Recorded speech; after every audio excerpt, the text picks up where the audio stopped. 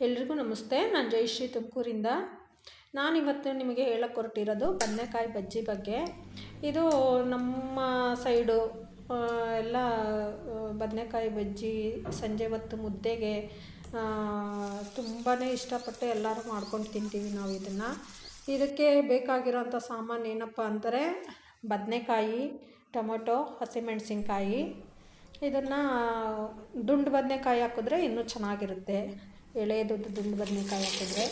ಇವತ್ತು ನಮ್ಮ ಮನೆಯಲ್ಲಿ ಇದೇ ಬದನೆಕಾಯಿ ಇತ್ತು, ಇದನ್ನು ಹಾಕಿದ್ದೀನಿ ನಾನು. ಇದನ್ನು ಕುಕ್ಕರಲ್ಲಿಟ್ಟು ಬೇಯಿಸ್ಕೋಬೇಕು.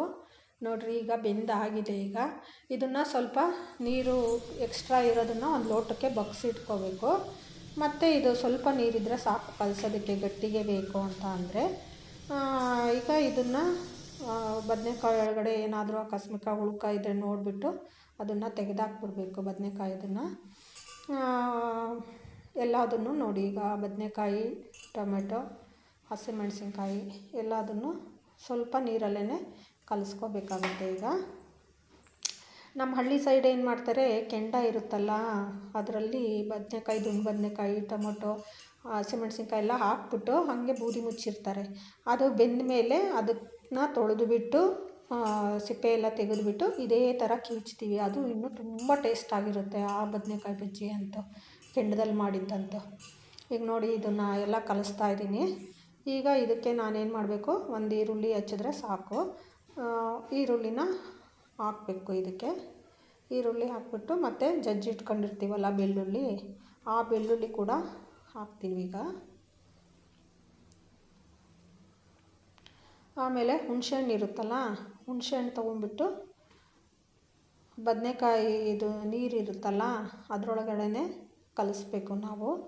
ನೀರು ಬೇಕು ಅಂದರೆ ಸಾರೇನಾದರೂ ಸ್ವಲ್ಪ ಜಾಸ್ತಿ ಬೇಕು ಅಂತ ಅಂದರೆ ಏನು ಮಾಡಬೇಕು, ಸ್ವಲ್ಪ ನೀರು ಹಾಕ್ಕೊಂಬಿಟ್ಟು ಸ್ವಲ್ಪ ಕಲಿಸ್ಬೇಕು. ತುಂಬ ಗಟ್ಟಿ ಇದ್ದರೆ ಅದರೊಳಗಡೆ ನೋಡಿ, ಟೊಮೊಟೊ ಹುಳಿ ಇದ್ರೂ ಹುಣಸೆಹಣ್ಣಿಂದ ಟೇಸ್ಟ್ ಅದರೊಳಗೆ ಚೆನ್ನಾಗಿ ಹುಳಿನೂ ಹಾಕಿ ಚೆನ್ನಾಗಿ ಕಲಿಸ್ಬೇಕಾಗುತ್ತೆ ನಾವು.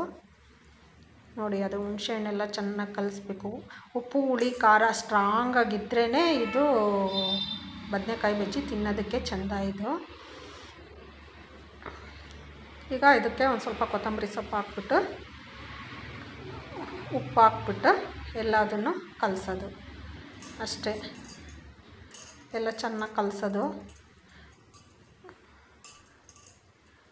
ಅಂದರೆ ಈ ಥರ ಬಜ್ಜಿನೆಲ್ಲ ಸ್ವಲ್ಪ ಸ್ಟ್ರಾಂಗ್ ಇರಬೇಕು. ಉಪ್ಪು, ಹುಳಿ, ಖಾರ ಎಲ್ಲ ಸ್ವಲ್ಪ ಚೆನ್ನಾಗಿ ಹಾಕಿದ್ರೇ ಅದು ತಿನ್ನೋದಕ್ಕೆ ಮುದ್ದೆ ಜೊತೆ ತುಂಬ ಟೇಸ್ಟಾಗಿರುತ್ತೆ ಇದು.